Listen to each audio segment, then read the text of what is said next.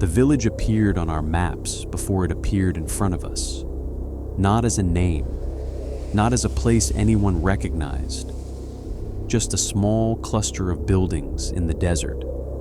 An irregular stain of geometry on a satellite image. A road that ended too neatly. A few power lines that shouldn't have been there. I was a sergeant then, northern Iraq, mid-2000s. The kind of months that blur together until you remember them by heat and dust and the sound of your own breathing inside a helmet. We had a routine. Leave the base, run a route, check a location, return. Most of the time, it was nothing. Most of the time, nothing still demanded your attention, because the moment you treated it like nothing was the moment it stopped being nothing. That day's briefing was ordinary until the interpreter saw the map. He didn't curse. He didn't make a show of it.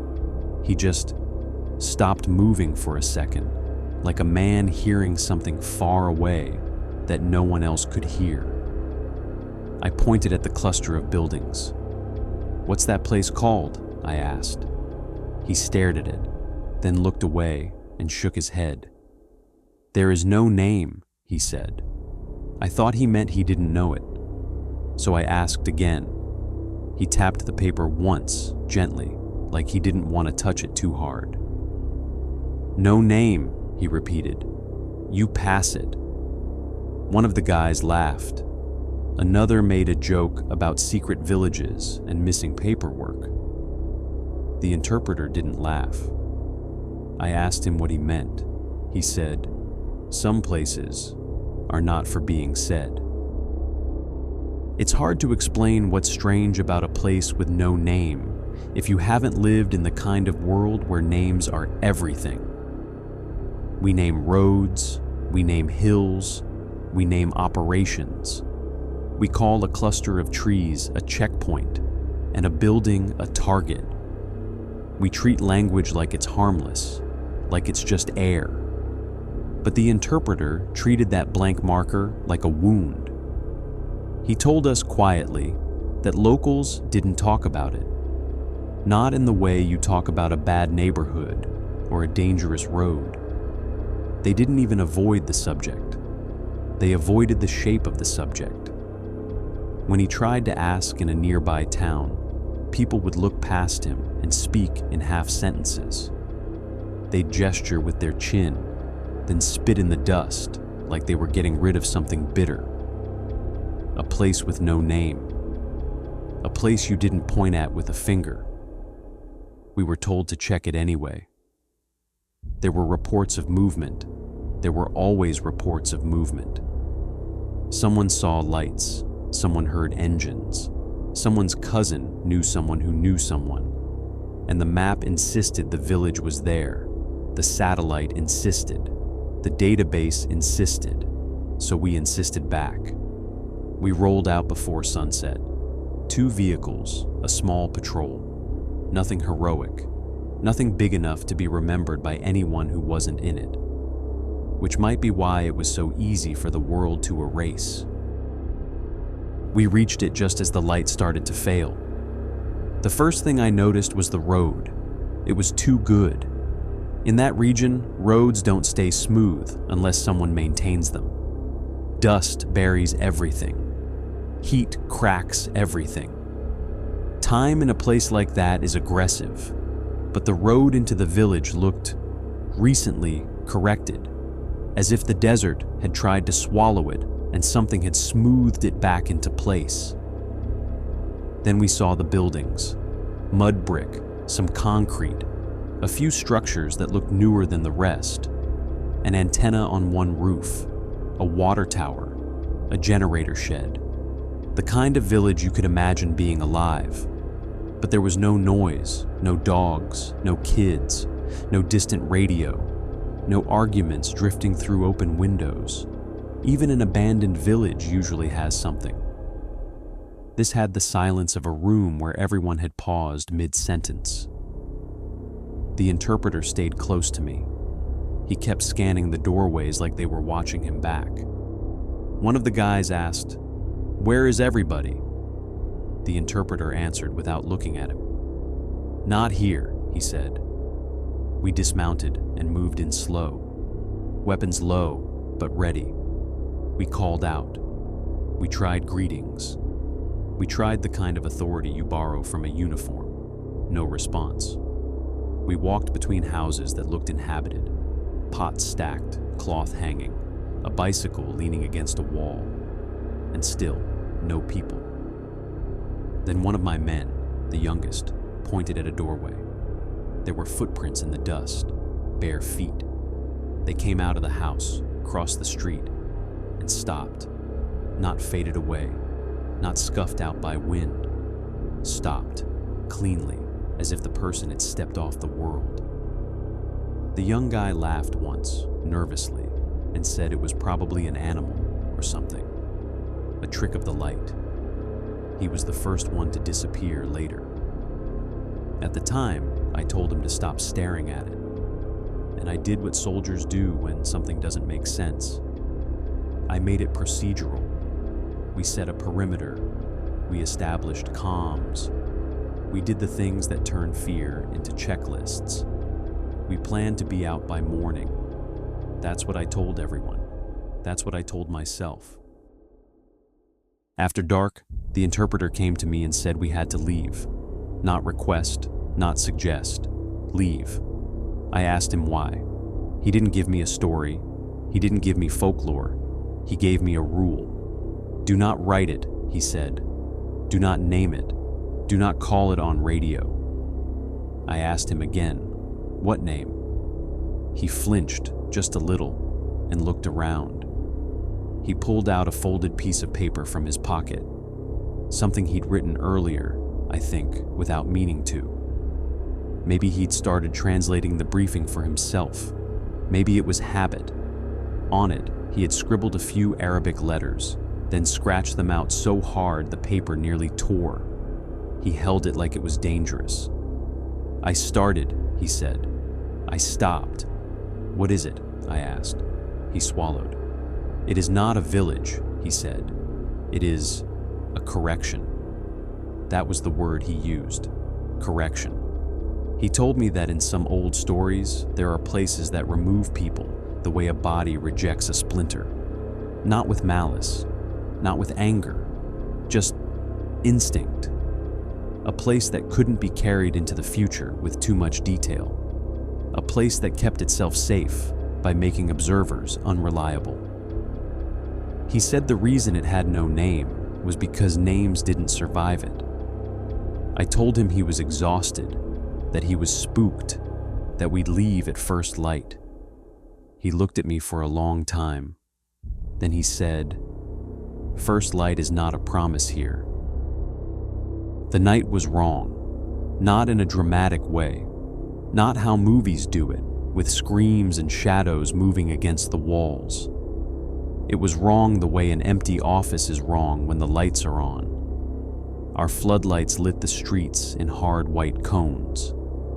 Every doorway became a black rectangle. Every window became a blind eye.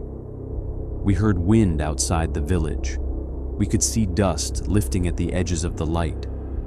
But inside the village, the air felt still, like the village didn't participate in weather. Then the radio started acting up. At first it was normal static, the kind you ignore. But then we got voices, short fragments, like someone keying a mic and letting go. We checked our channels. No one else was on them. The interpreter refused to touch the radio. At some point, I realized the generator shed was running. We hadn't turned it on. No one had touched it, but it hummed steadily, as if it had been running for years without fuel. I sent 2 men to check it. They walked over together, flashlight beams overlapping. One of them glanced back at me like he wanted permission to be scared. They reached the shed door. They opened it, and both beams went out at the same time. Not flickered, not dimmed, gone. I called their names. No answer. I ordered 2 more to go, and they stepped forward and stopped suddenly, as if they'd hit an invisible line. They stared at the shed, and one of them said, "Sarge, something's wrong with my head." He couldn't describe it. He just kept repeating that he couldn't remember what he was about to do until he looked away from the shed. The interpreter started whispering prayers under his breath. Not loud enough for anyone else, but I heard him. That's when I decided we were leaving. Immediately. Not at dawn. Now. I got on the radio to HQ, and the radio answered me with my own voice. Not an echo, not feedback. A clean repetition of the words I was about to say, half a second ahead of me, like it was reading me, like it knew the script. I stopped speaking. The radio went quiet. Then, very softly, a voice I didn't recognize said, "Do not complete it." We moved fast after that. Perimeter collapsed. Everyone back to vehicles. No arguments. Fear does that. It makes people obedient. Except we were short. 2 men, the ones who went into the shed. We searched. We shouted. We swept houses. No blood. No struggle. No sign. Just absence. Clean, deliberate absence. In one house, we found a table set with food that looked fresh, like someone had just walked away from it. Steam still rising from a cup. In another, we found a child's toy in the doorway and footprints that started small, then became adult, then stopped. The interpreter refused to go inside any building. He stood in the street and kept scanning the rooftops. I asked him what he saw. He said, "Nothing." That's the problem. As we moved toward the vehicles, the youngest guy, the one who laughed at the footprints, wandered a step off course. Just a step. He turned his head like he'd heard someone call him. Then he walked into a narrow alley between 2 houses. I shouted for him to stop. He didn't. I followed. 2 men behind me. The alley was only a few meters long. It ended at a blank wall. No door, no window, just mud brick. The young guy was standing there, facing the wall. I grabbed his shoulder. He turned toward me. And for a moment, he looked confused, like he didn't recognize the uniform, or his own rifle, or the fact that we were in a village at all. Then he blinked, and the space where he stood was empty. He didn't vanish in a flash. There was no smoke. He was simply no longer present, like a sentence that had been edited out between drafts. One of the men behind me screamed his name, and I swear, I felt the village tighten around that name, as if sound itself was a hook. The interpreter ran to us, grabbed my arm, and pulled me away from the wall.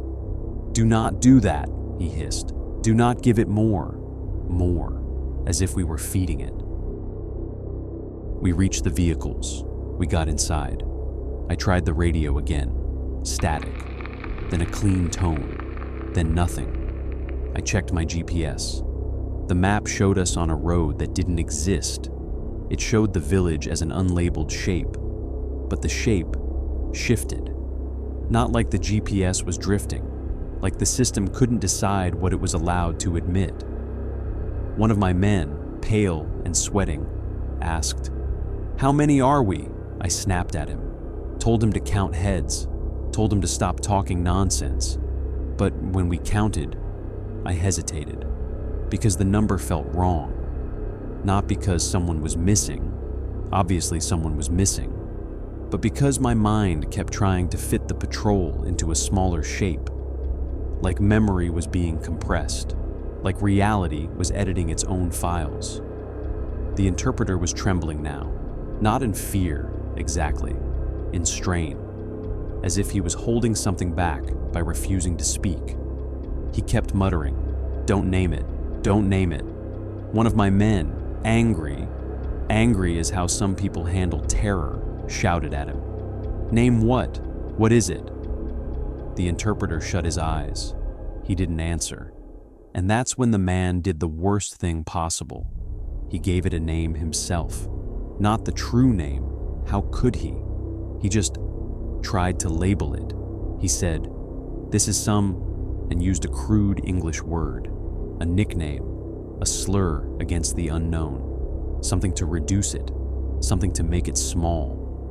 The moment he said it, the radio clicked on by itself. A calm voice, the same voice from before, repeated the nickname perfectly. Then the voice said something else in a language none of us recognized. Soft, precise, like reading a correction aloud. The man who'd spoken the nickname paused mid-breath, and then his seatbelt fell flat, like he'd never been there. His rifle clattered to the floor, his helmet rolled forward, but the space remained empty. One moment, a man. Next moment, equipment with no owner. No blood, no mess. Just a universe that had decided he didn't belong to this version anymore. I opened the door and vomited into the dust. We drove. I don't remember the route. I don't remember the turns. I remember trying not to look back at the village. And I remember that the rear-view mirror didn't show it shrinking away. It showed it staying the same size, as if distance didn't apply. Like it wasn't a place you left, like it was a state you carried until it released you. At some point, the interpreter screamed, a sudden, sharp sound, completely unlike him. I slammed the brakes. Dust rose. The vehicle rocked. He was pointing at the side mirror. I looked and saw, in the moonlight, a figure walking along the road behind us. Barefoot, no weapon, no fear, just walking, calmly, in the middle of the lane. I told myself it was a trick, a civilian, a hallucination. Then I realized the figure's gait matched the youngest guy, the one who disappeared. Only now he was back, except his face was wrong, not injured, not monstrous, just unfinished, like a portrait that had been wiped half clean. The interpreter shouted, "Don't look at him!" And the figure raised a hand, not waving, pointing, at us, at the vehicle, at me. And for the first time, I understood what the village was doing. It wasn't hunting us. It was identifying what belonged to it, like a clerk marking boxes. Then the figure stepped off the road and vanished as cleanly as the others. But the air felt heavier afterward, like the universe had updated a file. We drove until dawn and beyond, until the horizon turned pale and the heat began to build. Our radios remained mostly dead. Every once in a while, we'd get a click and a burst of static that sounded almost like breathing. The interpreter stopped speaking entirely. When I asked him questions, he would shake his head, as if each word was a risk, as if language itself was a rope and something was pulling on the other end. By midday, we found a checkpoint, one of ours. Normal voices, normal procedures, normal dust and boredom and paperwork. The sight of that normality almost broke me. I stumbled out of the vehicle, holding my ID like it was proof I existed. The soldiers at the checkpoint looked at us strangely. Not alarmed, not threatened, just confused. They asked where our unit was. I told them. I gave them the designation. They exchanged glances. They asked again. I repeated it, slower. One of them walked away to make a call. He came back and said, very carefully, "Sergeant, who are you with?" I pointed at my men, at the vehicle, at the interpreter. I started listing names. Halfway through the list, my tongue went numb. Because I couldn't finish it. Not because I didn't want to. Because the names were gone, not forgotten. Gone. Like trying to recall a dream after waking. The only one I could name was myself, and even that felt fragile. The interpreter suddenly spoke, his voice hoarse. "Do not try," he said. "Do not pull them back." I turned on him, furious. "They're my men," I said. "They're real." He looked at me with something like grief. "They were," he whispered. It took hours to reach a place with a stable line to HQ. When I finally got through, I expected shouting, questions, orders. What I got was silence. Then the officer on the other end said my name, not like a greeting, like a confirmation. "Sergeant," he said, "where have you been?" I told him what happened. I told him the village.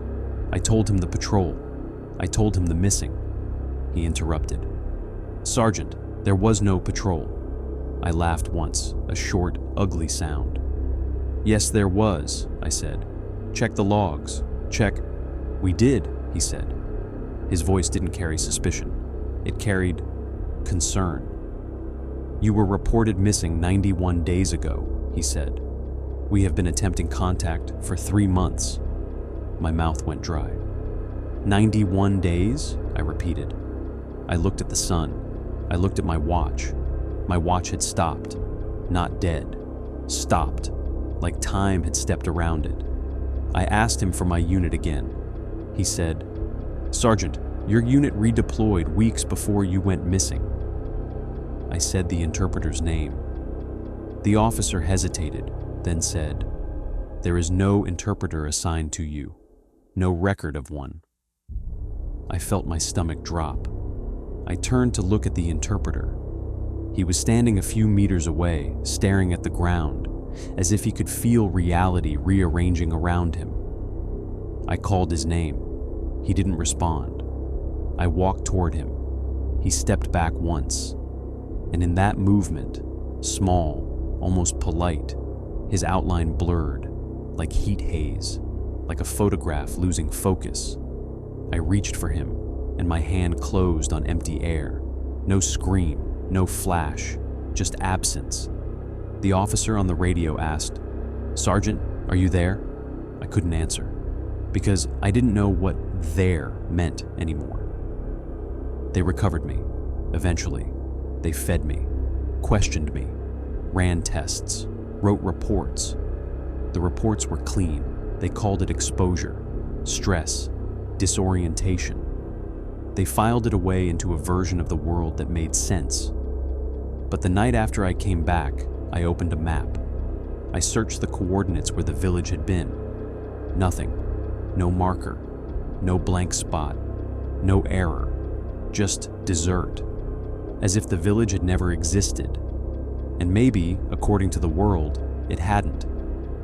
But sometimes, late at night, when the house is quiet, I'll hear a radio click in my head, a clean tone, and a calm voice that isn't mine, repeating my name as if it's checking the spelling, as if it's deciding whether I still belong in this version. And I lie there, perfectly still, not speaking, because I've learned something soldiers aren't trained to learn, that silence can be camouflage, that a name can be a door, and that there are places in the world that don't want to be remembered and can make sure they aren't.